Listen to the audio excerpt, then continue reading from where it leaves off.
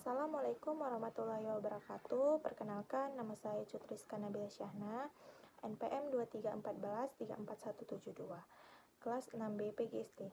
Di sini saya mau merangkum pembelajaran pendidikan karakter saya dari pertemuan pertama hingga pertemuan terakhir. Nah, di pertemuan pertama saya belajar tentang konsep dasar karakter. Nah, konsep dasar karakter ini adalah nilai sikap dan kebiasaan yang tertanam dalam diri seseorang sehingga mempengaruhi cara kita berpikir, bersikap, dan bertindak dalam kehidupan kita sehari-hari. Nah, karakter pembentukan melalui proses pendidikan, pembiasaan, serta lingkungan keluarga, sekolah, dan masyarakat. Nah, dalam pertemuan kedua, saya belajar tentang hubungan karakter dan kepribadian manusia. Nah, karakter adalah nilai-nilai moral yang menjadi pedoman seseorang dalam bertindak, sedangkan kepribadian adalah sifat atau ciri khas yang membedakan seseorang dengan orang lain. Nah, karakter dan kepribadian saling berhubungan karena keduanya mempengaruhi secara seseorang berpikir, bersikap, dan berperilaku. Ketiga, saya belajar tentang materi pembentukan karakter dalam diri. Nah, pembentukan karakter adalah proses menanamkan nilai-nilai positif dalam diri seseorang agar menjadi kebiasaan dalam kehidupannya sehari-hari. Nah, karakter dibentuk melalui pendidikan, pembiasaan, keteladanan, serta lingkungan, keluarga, sekolah, dan masyarakat. Nah, nilai-nilai yang perlu dikembangkan antara lain kejujurannya, yaitu adalah disiplin, tanggung jawab, kerja keras, peduli, dan saling menghormati. Dari pertemuan keempat, saya belajar tentang karakter dalam diri manusia. Nah, karakter dalam diri manusia adalah kumpulan nilai, sikap, dan kebiasaan yang menjadi dasar seseorang dalam berpikir, bersikap, dan bertindak. Nah, karakter terbentuk melalui proses pendidikan, lingkungan, pengalaman, dan pembiasaan.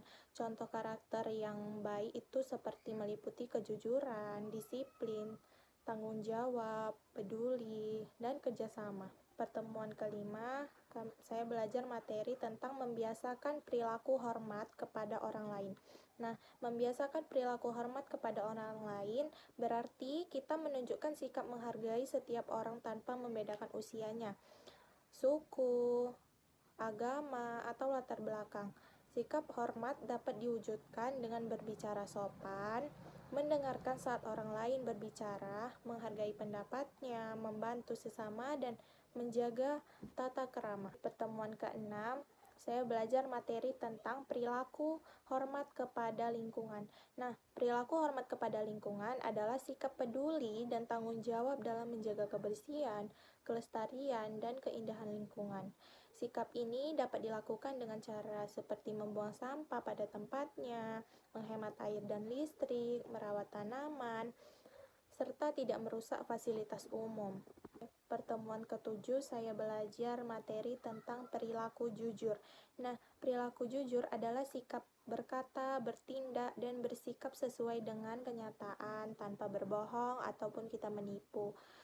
Kejujuran dapat diterapkan di rumah, di sekolah, maupun di masyarakat, seperti berkata apa adanya, mengakui kesalahan, dan tidak menyontek.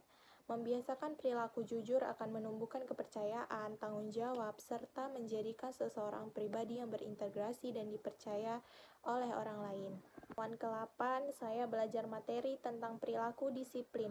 Nah, perilaku disiplin adalah sikap patuh dan taat terhadap aturan serta mampu melaksanakan tugas dengan tepat waktu dan penuh tanggung jawab. Nah, disiplin dapat diterapkan dengan datang tepat waktu, menaati tata tertib, menyelesaikan tugas sesuai jadwal, dan menjaga kebersihan lingkungan. Membiasakan perilaku disiplin ini membantu kita menjadi seseorang yang lebih tanggung jawab lagi, lebih teratur, dan berhasil dalam kehidupan sehari-hari kita. pertemuan 9 saya belajar materi tentang perilaku tanggung jawab. Nah, perilaku tanggung jawab adalah melaksanakan tugas dan kewajiban dengan kita bersungguh-sungguh serta berani menerima akibat dari setiap tindakan yang kita lakukan. Contohnya adalah mengerjakan tugas tepat waktu, menjaga kebersihan, menempati janji, dan mengakui kesalahan. Membiasakan perilaku tanggung jawab ini, kita akan membentuk pribadi yang dapat dipercaya, mandiri, dan lebih disiplin. Saya belajar tentang materi service learning. Service learning adalah metode pembelajaran yang menggabungkan kegiatan belajar dengan pelayanan kepada masyarakat. Melalui kegiatan ini, peserta didik tidak hanya memperoleh pengetahuan, tetapi mereka juga menerapkan untuk membantu memecahkan masalah di lingkungan sekitar. Service learning bertujuan menumbuhkan sikap peduli kita, tanggung jawab, kerjasama, dan kepedulian sosial. Temuan 11 lanjutan dari materi service learning. Dalam service learning, peserta didik terlibat langsung dalam kegiatan bermanfaat bagi masyarakat itu. Nah, seperti kerja bakti, mengajar, kampanye kebersihan, atau kegiatan sosial lainnya. Setelah kegiatan selesai, peserta didik langsung refleksi untuk memahami pengalaman yang diperoleh dan mengaitkannya dengan materi pembelajarannya. Nah, melalui proses ini, peserta didik tidak hanya mengembangkan pengetahuan, tetapi juga karakter positif mereka seperti empati, kepedulian, tanggung jawab, kerjasama, dan kemampuan memecahkan masalahnya. Saya belajar tentang materi mampu bekerja sama dengan teman sekelompok.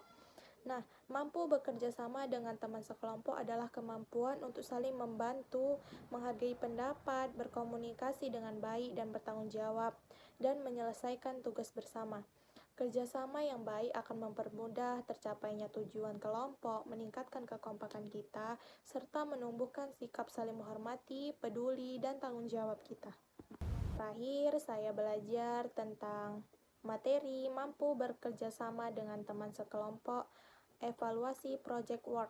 Nah, kemampuan bekerja sama dengan teman sekelompok dalam project work ini adalah kemampuan berkolaborasi untuk menyelesaikan proyek dengan saling menghargai, berkomunikasi dengan baik, berbagi tugas secara adil, dan bertanggung jawab terhadap pekerjaannya masing-masing.